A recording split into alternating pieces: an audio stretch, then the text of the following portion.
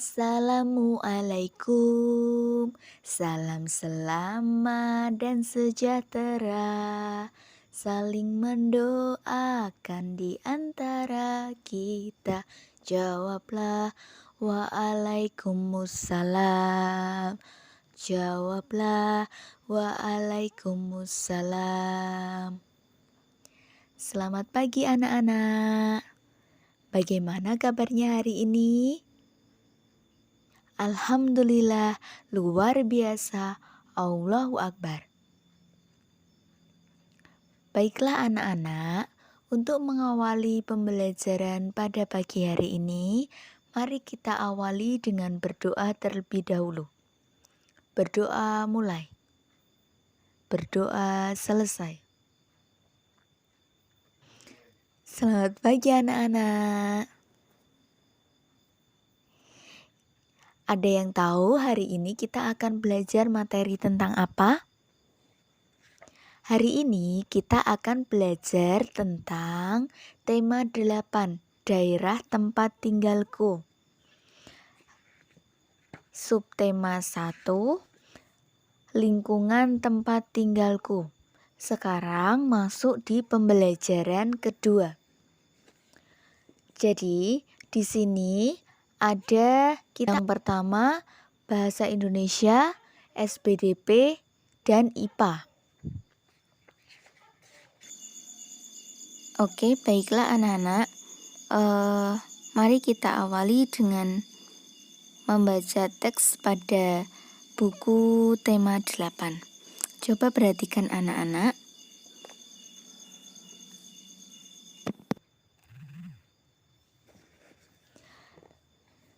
Di mana kamu tinggal? Apakah kamu mengenal lagu daerah di lingkungan tempat tinggalmu? Keluarga besarku berasal dari Papua.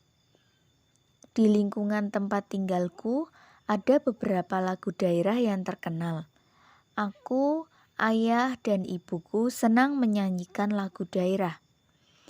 Apa lagu daerah yang sering aku nyanyikan bersama keluargaku? Ayo pelajari materi berikut. Hari itu, Edo mendapat tugas untuk menyiapkan sebuah lagu daerah. Lagu itu akan dinyanyikan di depan teman-teman sekelasnya. Edo dan keluarganya berasal dari Papua. Edo teringat lagu daerah di lingkungan tempat tinggalnya di Papua. Edo akan menyanyikan lagu dari Papua yang berjudul Yamko Rambe Yamko. Marilah anak-anak, semuanya mari kita menyanyikan lagu Yamko Rambe Yamko dengan penuh semangat. 1, 2, 3.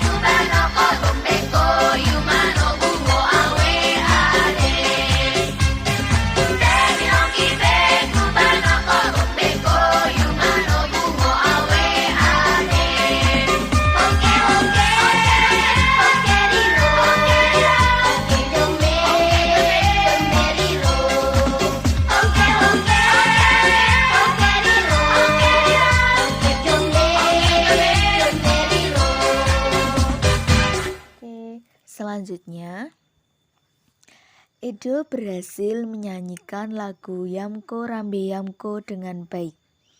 Saat bernyanyi, Edo memperhatikan tempo dan tinggi rendah nada.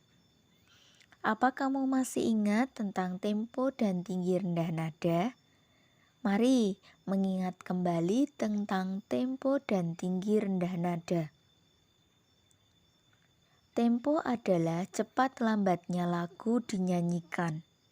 Tempo dibedakan menjadi 3 macam, yaitu tempo cepat, tempo sedang, dan tempo lambat. Pemilihan tempo dalam suatu lagu harus disesuaikan dengan isi lagu. Sebagai contoh, lagu yang menggambarkan keriangan biasanya menggunakan tempo cepat. Lagu untuk menidurkan bayi biasanya menggunakan tempo sedang ataupun tempo lambat. Sementara itu, tinggi rendah nada merupakan cara menyanyikan lagu sehingga menghasilkan nada tinggi ataupun nada rendah sesuai dengan notasi lagu. Berikut urutan tinggi rendah nada yang disebut tangga nada dengan notasi angka dan notasi balok. Untuk tempo ada 3 jenis ya anak-anak, yaitu diantaranya yang pertama tadi ada tempo cepat. Tempo cepat dinamakan dengan allegro. Contoh lagu yang menggunakan tempo cepat atau allegro itu yang pertama ada Garuda Pancasila dan Yamko Rambe Yamko. Kemudian untuk yang kedua tadi ada tempo sedang. Tempo sedang disebut juga dengan moderato. Di sini contohnya itu ada lagu Indonesia Raya dan lagu Suwe Ora Jamu. Kemudian yang ketiga ada tempo lambat atau disebut juga dengan largo. Contohnya itu ada lagu Syukur dan lagu O Inani Keke. Baik, selanjutnya Bu Ningrum lanjutkan untuk yang tadi urutan tinggi rendah nada yang disebut tangga nada dengan notasi angka dan notasi balok. Coba anak-anak perhatikan gambar yang ada di layar. Semakin ke kanan, nada semakin tinggi. Sebaliknya, semakin ke kiri, nada semakin rendah. Nada bertitik di bawah berarti nada rendah. Nada tidak bertitik berarti nada sedang. Dan nada bertitik di atas berarti nada tinggi. Nada-nada yang bertitik di bawah disebut tangga nada oktav rendah. Nada-nada yang tidak bertitik disebut tangga nada oktav sedang.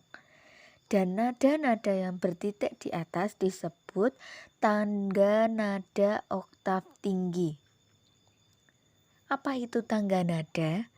Tangga nada adalah urutan nada yang disusun secara berjenjang. Susunan nada yang berurutan naik atau turun disebut tangga nada.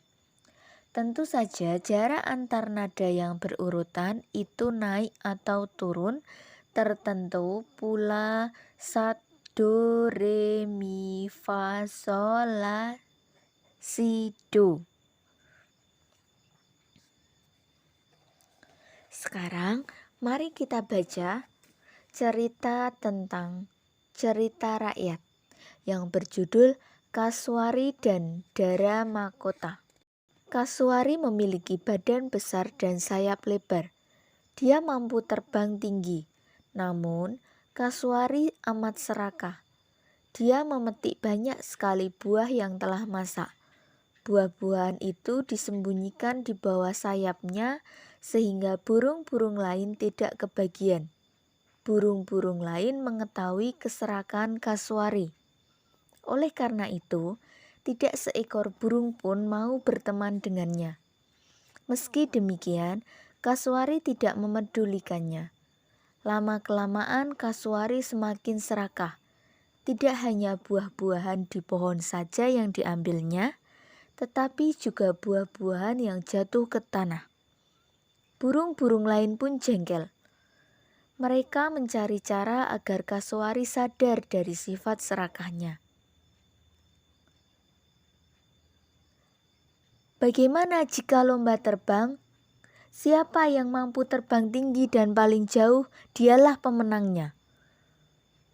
Kalau kasuari kalah, dia tidak boleh mencurangi kita lagi. Usul Dara Mahkota. Siapa yang bisa melawan kasuari? Badannya besar, sayapnya lebar. Sekali mengepakkan sayap, dia pasti bisa terbang jauh. Kita tidak akan menang, jawab Pipit pesimis. Ingat, kita hanya menggunakan akal. Serahkan semuanya kepadaku. Aku akan melawannya dalam perlombaan ini, kata Dara Mahkota sambil tersenyum. Dia berusaha meyakinkan teman-temannya. Teman-teman Dara Mahkota saling berpandangan. Mereka bertanya-tanya dalam hati. Mungkinkah Dara Mahkota yang bertubuh kecil dapat mengalahkan kasuari yang besar? Dara Mahkota menyampaikan tantangannya kepada kasuari. Kasuari menyetujui tantangan Dara Mahkota. Saat pertandingan tiba, semua burung hadir untuk menyaksikan. Dengan sombongnya, kasuari menertawakan Dara Mahkota. Sudahlah, kamu menyerah saja daripada mendapatkan malu, ejek kasuari. Dara Mahkota bergeming. Siapa yang tertawa belakangan, dia yang menang, sahut Dara Mahkota. Kasuari dan Dara Mahkota pun bertanding. Mereka melesat dengan kencang. Kasuari terbang cepat sekali. Sesekali kasuari menoleh Dara Mahkota yang berada di belakangnya. Dia takut jika Dara Mahkota menyusulnya. Saat asyik menoleh, tiba-tiba, brak! Kasuari menabrak batang pohon. Sebelah sayapnya pun patah. Semua yang hadir tertegun, tetapi kasuari tak mau menyerah. Dia berusaha bangkit dan mengepak-ngepakkan sayapnya. Sayangnya, dia terus terjatuh dan menggelepar di tanah. Sementara itu, Dara Mahkota terus melesat jauh meninggalkan kasuari. Kasuari hanya dapat memandang Dara Mahkota dengan rasa malu. Sekarang, dia baru tahu rasanya menjadi makhluk lemah. Selama ini, dia selalu merasa menjadi burung terhebat. Namun, dalam sekejap dia tidak mampu terbang lagi. Beberapa burung lain turun ke tanah. Mereka membantu kasuari. Kasuari semakin malu karena selama ini dia telah mencurangi mereka. Sejak saat itu, kasuari sadar dan mengubah perilakunya.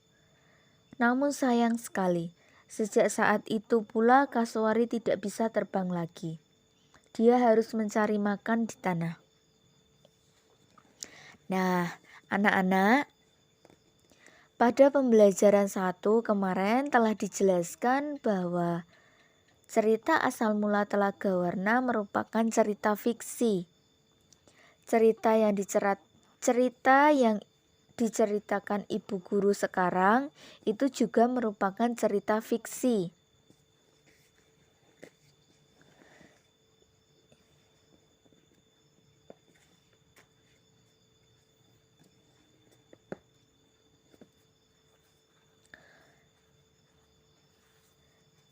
Jadi di dalam cerita tadi tokohnya ada siapa saja? Anak-anak ada yang bisa menjawab? Tokohnya ada Dara Mahkota, ada kasuari, dan ada juga pipit. Ketiga itu termasuk jenis burung. Burung Dara Mahkota, burung kasuari, dan burung pipit beserta teman-temannya.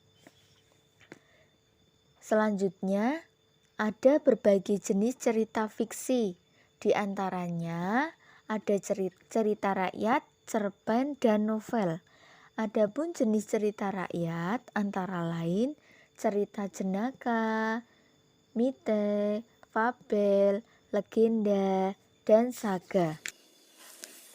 Yang pertama itu ada jenis cerita rakyat yang pertama itu ada cerita jenaka. Cerita jenaka itu merupakan bagian cerita rakyat yang berunsur jenaka atau lucu. Jadi dalam cerita tersebut itu dapat membangkitkan tawa atau mengandung unsur cerita tentang lucu. Kemudian yang kedua itu mit atau mitos. Mitos itu cerita yang melatar belakangi atau yang memiliki latar belakang sejarah dan dipercaya oleh masyarakat sebagai cerita yang benar-benar terjadi. Contoh, untuk cerita mitos itu ada Joko Tarub dan Dewi Nawang Wulan. Kemudian yang kedua ada Borang di Bali. Kemudian untuk cerita jenaka tadi contohnya ada cerita Si Kabayan. Kemudian untuk fabel. Yang ketiga fabel. Fabel itu merupakan jenis dongeng yang menceritakan kehidupan binatang. Jadi fabel itu yang bercerita tentang binatang. Contohnya si kancil dan buaya, kemudian kura-kura dan kelinci. Lalu yang keempat legenda. Legenda itu dongeng yang menceritakan tentang asal-usul suatu tempat, seperti tempat wilayah, daerah, kemudian objek wisata. Contohnya, contoh cerita legenda itu yang pertama cerita tentang Tangkuban Perahu, lalu ada Roro Jonggrang dan Seribu Candi. Lalu selanjutnya yang kelima saga. Saga itu cerita lama yang menceritakan tentang kepahlawanan dan keberanian tokoh dalam cerita. Jadi contohnya di sini itu ada Calon Arang, Lotong Kasarung, dan Si Pitung. Jadi kalau anak-anak ada yang pernah baca buku tentang Calon Arang, Lotong Kasarung, Si Pitung, itu termasuk dalam rakyat saga. Kemudian yang selanjutnya untuk yang terakhir itu ada cerita rakyat jenis cerpen. Cerpen itu merupakan cerita pendek tidak lebih dari 10.000 kata yang memberikan kesan dominan. Jadi di sini cerpen itu merupakan cerita pendek. Contohnya itu ada Lomba Mewarnai, Mari Bersedekah, kemudian Teman Baik Rupa, Baik Hati, dan lain sebagainya. Selanjutnya ibu teruskan untuk yang selanjutnya. Kasuari dan Dara Mahkota dalam cerita memiliki sayap untuk terbang. Dengan terbang, mereka dapat menuju tempat tertentu. Demikian juga dengan manusia. Manusia seringkali menggunakan sarana transportasi seperti sepeda, sepeda motor, mobil, pesawat, dan kapal untuk menuju tempat tertentu. Kalau burung tadi itu menggunakan sayap untuk menuju ke tempat yang akan dituju. Kemudian kalau manusia biasanya kita menggunakan sarana transportasi untuk menuju ke suatu tempat yang akan kita tuju. Ketika Ananda ingin berangkat ke sekolah, selain dengan berjalan kaki, Ananda juga bisa menggunakan sepeda untuk menuju ke sekolah. Kemudian bisa juga diantar orang tuanya menggunakan sarana transportasi apa? Menggunakan sepeda motor. Kemudian ketika kita ingin pergi ke luar pulau, dari luar pulau Jawa itu kita bisa menggunakan kapal atau pesawat. Kemudian ketika kita ingin rekreasi atau bertamasya dengan keluarga, kita bisa menggunakan kendaraan mobil. Nah, di sini coba perhatikan Bu Ningrum. Bu Ningrum akan membacakan sebuah ilustrasi pada gambar di bawah ini. Coba perhatikan ya anak-anak. Pulang sekolah, Edo mengendarai sepeda. Di jalan cukup ramai. Edo mengurangi kekuatan saat mengayuh sepedanya. Laju sepeda menjadi lambat. Di jalan lenggang. Edo menambah kekuatan saat mengayuh sepeda. Laju sepeda menjadi cepat. Kekuatan mengayuh mempengaruhi laju sepeda. Saat Edo mengurangi kekuatan dalam mengayuh sepeda, Edo telah mengurangi gaya. Sepeda pun bergerak lambat atau pelan. Sebaliknya, saat Edo menambah kekuatan dalam mengayuh sepeda, Edo telah menambah gaya. Sepeda pun bergerak cepat. Dengan demikian, gaya berpengaruh terhadap gerak benda. Apa kamu masih ingat tentang gaya dan gerak? Apa yang kalian ketahui tentang gaya dan gerak? Jadi, di sini Bu Ningrum akan menjelaskan. Gaya adalah dorongan atau tarikan yang akan menggerakkan benda bebas atau benda yang tidak terikat. Secara sederhana, gaya adalah tarikan atau dorongan yang terjadi pada suatu benda. Jadi, gaya itu adalah tarikan atau dorongan yang terjadi pada sebuah benda. Nah, benda yang ada di sekitar kita itu tidak bergerak kalau tidak digerakkan. Namun, bukan berarti benda tersebut tidak bisa mengalami perubahan posisi. Saat suatu benda berubah posisi atau mengalami perubahan bentuk, itu bisa terjadi karena ada gaya yang mengenai benda tersebut.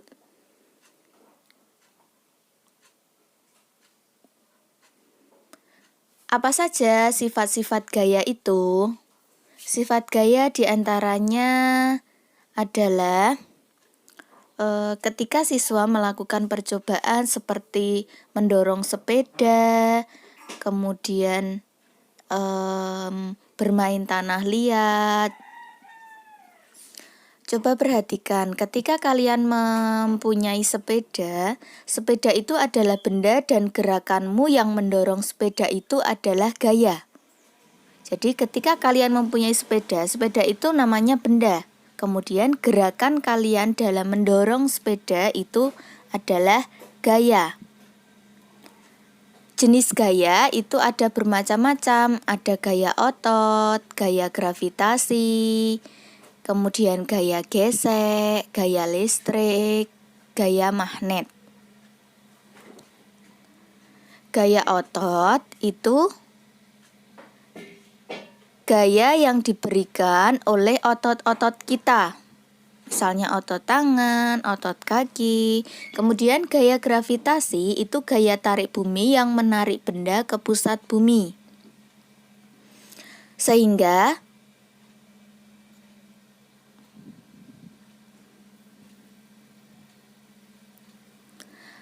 gaya gravitasi itu seperti contohnya bumi itu berputar, tetapi kita tidak ikut berputar, kita masih tetap berdiri, kita bisa jalan kemana-mana, itu karena ada gaya gravitasi. Kemudian gaya gesek itu gaya yang arahnya melawan arah gerak. Contohnya itu ketika sepeda kita berputar dan sepeda kita berhenti ketika kita mengerem. Itu namanya ada gaya gesek. Kemudian gaya listrik.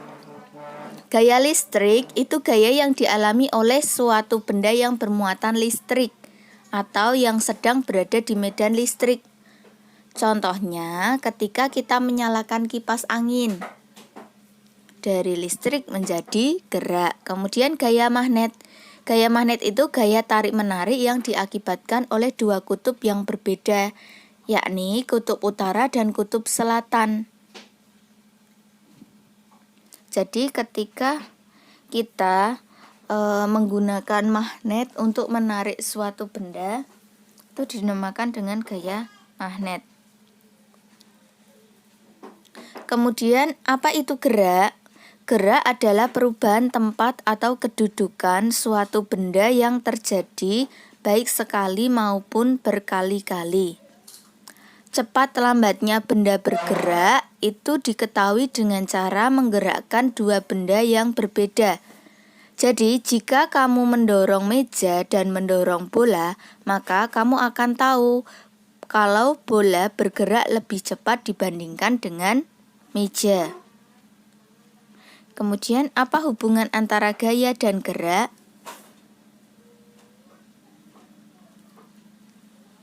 Gaya tidak bisa terjadi tanpa adanya gerak.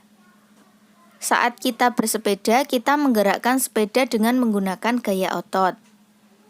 Kemudian untuk menggerakkan sebuah sepeda itu dibutuhkan beberapa gabungan gaya. Jadi bukan hanya gaya otot saja, tetapi ada pula gaya gesek. Baiklah anak-anak, berikut materi tentang gaya dan gerak. Sekarang coba kalian perhatikan pada buku tema 8 halaman 19, halaman 20 dan halaman 21. Nah, di situ kalian bisa melakukan percobaan mendorong meja sendiri bersama keluarga. Bisa dengan ayah atau ibu atau kakak atau bisa juga dengan adik. Nah, di sini langkah pertama itu kalian meletakkan meja di tempat yang cukup luas. Kemudian kalian mendorong meja itu sendiri dengan kekuatan penuh. Nah, coba perhatikan gerakan mejanya, apa yang kalian rasakan. Kemudian setelah itu dorong, bedakan dengan dorong bersama teman atau bersama keluarga dengan kekuatan penuh seperti saat mendorong sendirian. Perhatikan gerakan meja, apa yang kamu rasakan. Nah, nanti kalian tulis pada buku tugas. Apa perbedaan yang kamu rasakan saat mendorong meja sendiri dan perbedaan yang kamu rasakan ketika mendorong bersama keluargamu. Kemudian nanti simpulkan dari percobaan tersebut.